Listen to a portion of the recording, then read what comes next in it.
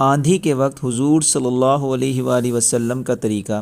حضرت عائشہ رضی اللہ تعالیٰ عنہ فرماتی ہیں کہ جب ابر آندھی وغیرہ ہوتی تھی تو حضور اقدس صلی اللہ علیہ وآلہ وسلم کے چہرہ انور پر اس کا اثر ظاہر ہوتا تھا اور چہرہ کا رنگ فک ہو جاتا تھا، اور خوف کی وجہ سے کبھی اندر تشریف لے جاتے، کبھی باہر تشریف لاتے اور یہ دعا پڑھتے۔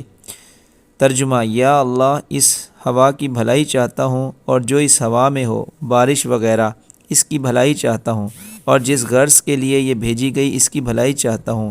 یا اللہ، میں اس ہوا کی برائی سے پناہ مانگتا ہوں، اور جو چیز اس میں ہے اور جس غرض سے یہ بھیجی گئی اس کی برائی سے پناہ مانگتا ہوں۔ اور جب بارش شروع ہو جاتی تو چہرہ پر انبساط شروع ہو جاتا۔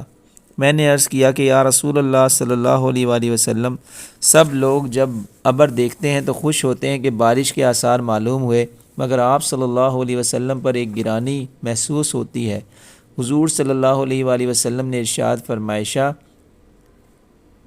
عائشہ رضی اللہ تعالیٰ عنہ، مجھے اس کا کیا اطمینان ہے کہ اس میں عذاب نہ ہو۔ قوم عاد کو ہوا کے ساتھ ہی عذاب دیا گیا، اور وہ ابر کو دیکھ کر خوش ہوئے تھے کہ اس ابر میں ہمارے لیے پانی برسایا جائے گا، حالانکہ اس میں عذاب تھا۔ اللہ جل شانہ کا ارشاد ہے۔ ترجمہ: ان لوگوں نے یعنی قوم عاد نے جب اس بادل کو اپنی وادیوں کے مقابل آتے دیکھا تو کہنے لگے، یہ بادل تو ہم پر بارش برسانے والا ہے۔ ارشاد خداوندی ہوا کہ نہیں، برسنے والا نہیں، بلکہ یہی وہ عذاب ہے جس کی تم جلدی مچاتے تھے، اور نبی علیہ السلام سے کہتے تھے کہ اگر تو سچا ہے تو ہم پر عذاب لا۔ ایک آندھی ہے جس میں دردناک عذاب ہے جو ہر چیز کو اپنے رب کے حکم سے ہلاک کر دے گی۔ چنانچہ وہ لوگ اس آندھی کی وجہ سے ایسے تباہ ہو گئے کہ بجز ان کے مکانات کے کچھ نہ دکھلائی دیتا تھا، اور ہم مجرموں کو اسی طرح سزا دیا کرتے ہیں۔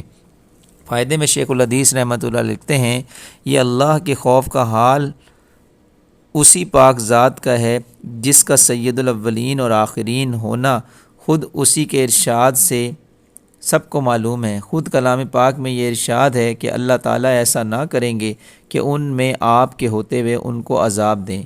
اس وعدہ خداوندی کے باوجود پھر حضور اقدس صلی اللہ علیہ وآلہ وسلم کے خوف الہی کا یہ حال تھا کہ ابر اور آندھی کو دیکھ کر پہلی قوموں کے عذاب یاد آ جاتے تھے۔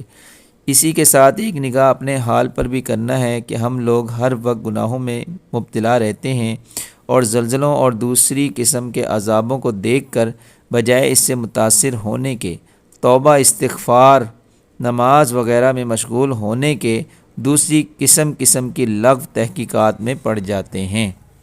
اللہ تعالیٰ سے دعا ہے کہ جو کچھ پڑھا اور سنا اللہ تعالیٰ اپنی بارگاہ میں قبول و منظور فرمائے، اور اس کو دوسروں تک بھی پہنچانے کی توفیق عطا فرمائے، اور ہم نے اپنے پیارے حبیب صلی اللہ علیہ وسلم کی سچی محبت نصیب فرمائے اور سچی اتباع اور پیروی کرنے کی توفیق عطا فرمائے۔ آمین ثم آمین۔ جزاکم اللہ خیرہ۔